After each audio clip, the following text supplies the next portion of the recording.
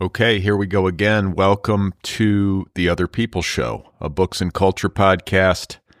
I am Brad Listi, and I'm in Los Angeles. It's great to be with you. Happy Saturday. We're going to be doing a new Storytime episode today, and you're going to be hearing Emily Nemens reading from her new novel, Clutch, available now from Tin House.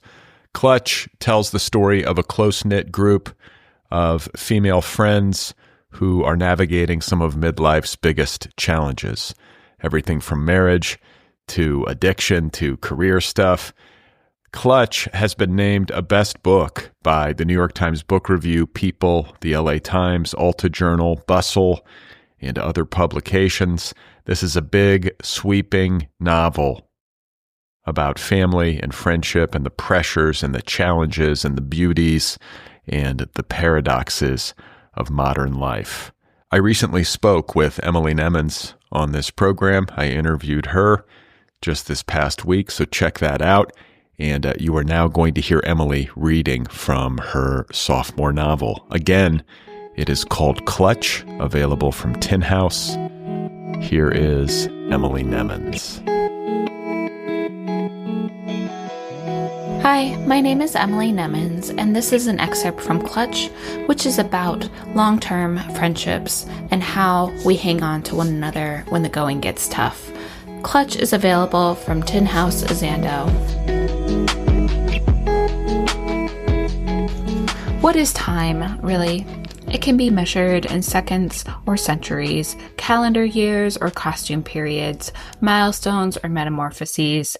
Some quantities we know to be immutable. Seconds feed into minutes, into hours. Light speed being what it is. In midwinter, it will take the sun's rays 8 minutes and 20 seconds to reach a backyard swimming pool in Palm Springs, California.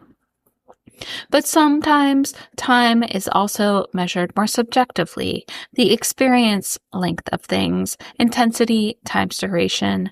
Sometimes the days are slow, but the years are fast. Truisms aren't born on a lark, and sometimes you lie down for a quick nap and wake up to find half your life has passed. By this idiosyncratic stopwatch, maybe February isn't the shortest month of the year. Maybe those 28 days can set a Guinness record for longest month ever. This story's quintet could make the case for it in 2023, given the pileups coming down their collective and respective pikes.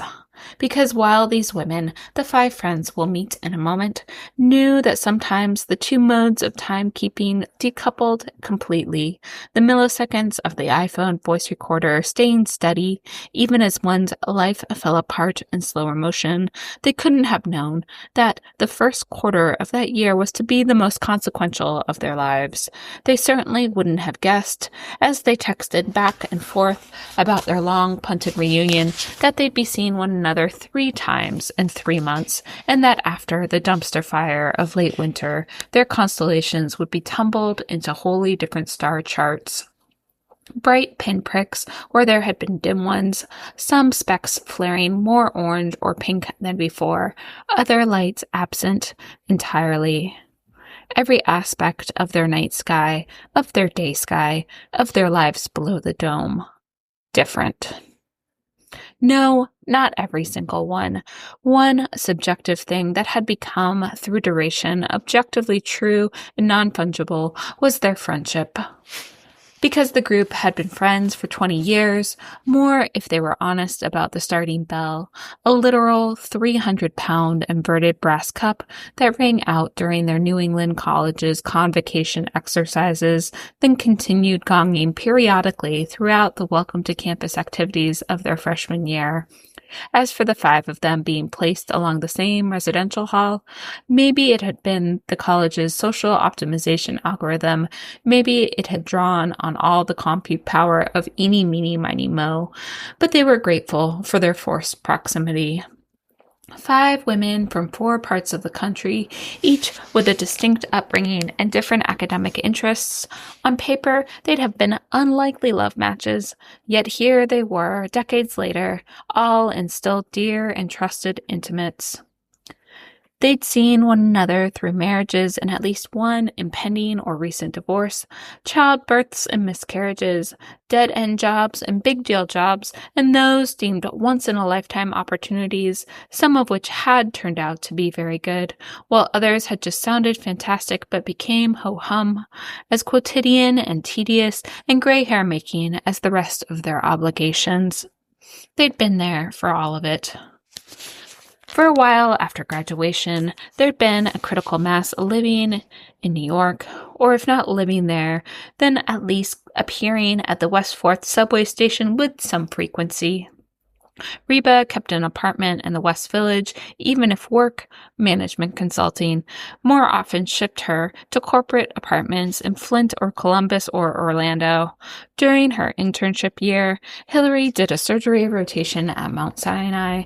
She'd hoped for lots of domestic violence reconstructions and asthma mitigation, but during her 3 months on the Upper East Side, she mostly scrubbed into the happy birthday rhinoplasties of the daughters of the city's elite.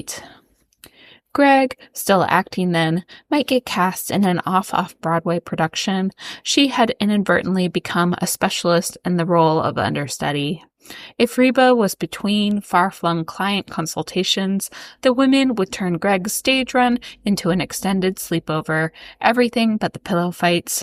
If she was absent, Greg would go domestic in Reba's apartment, vacuuming and mopping and taking her friends' musty suits to the cleaner, things Reba always meant to get to, but somehow couldn't manage. And then, for several years, they'd had the excuse of weddings. There's Les Carson, who was either hopelessly self-sabotaging or hiding an affair, or truly as indifferent to romance as she claimed to be, and Reba, who was too busy to find love, at least until she did. There were also celebrations spanning the next circle of friends. The women had plenty of mutuals among their outer overlapping bands.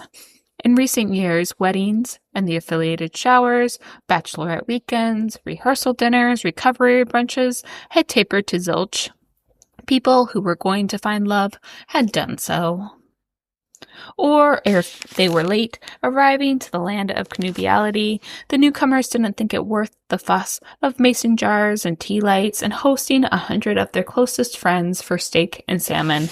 There was a time and place for everything. The time for past roles had passed. Now only Carson and Bella were still in New York. Hillary had joined an ENT practice in Chicago, but between her still-starter apartment and the transitional state of her marriage, her life hardly seemed settled.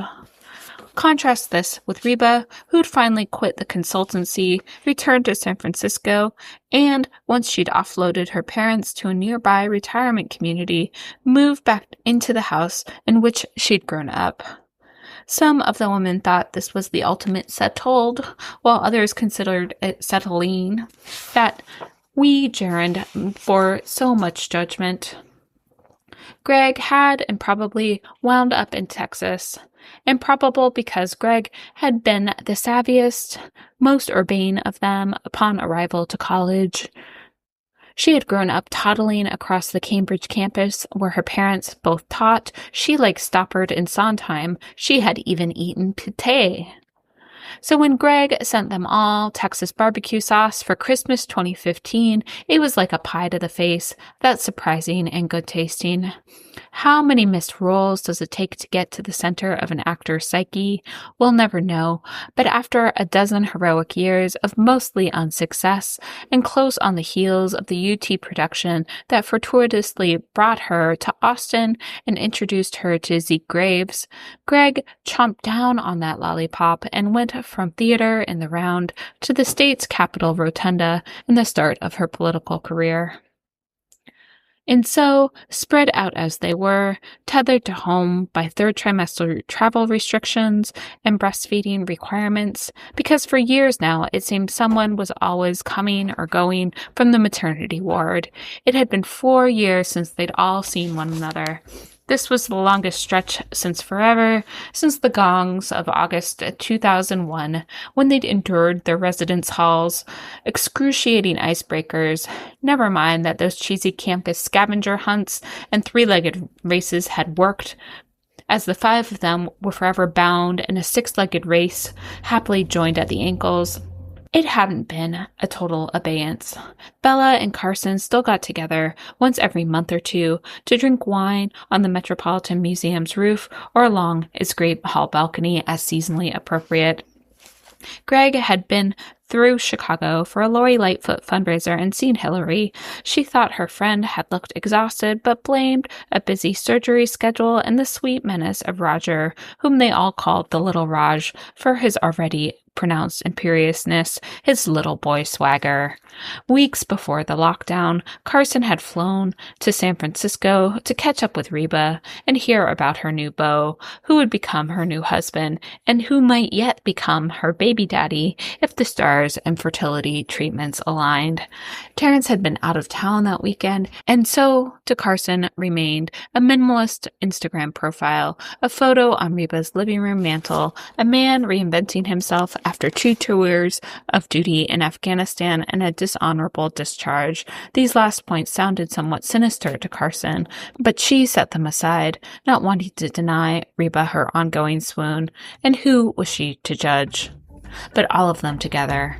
Something must be done, Bella had texted the group. Okay, that was Emily Nemens reading aloud from her sophomore novel, Clutch. It's available now from Tin House, Zando, and you can find out more at emilynemens.com. Follow Emily on Instagram and Blue Sky and buy her book. Again, it is called Clutch. Out there now, wherever books are sold. Don't forget to subscribe to this show if you haven't done that already. Hit the subscribe button wherever you listen to podcasts, and you can follow me on Instagram and Blue Sky. I will be back tomorrow with a new flashback episode, a replay of my conversation with National Book Award winner Tess Gunty from 2023. We were discussing The Rabbit Hutch, her debut, which won the National Book Award. An excellent book and an excellent conversation that we will be revisiting tomorrow. Stay tuned.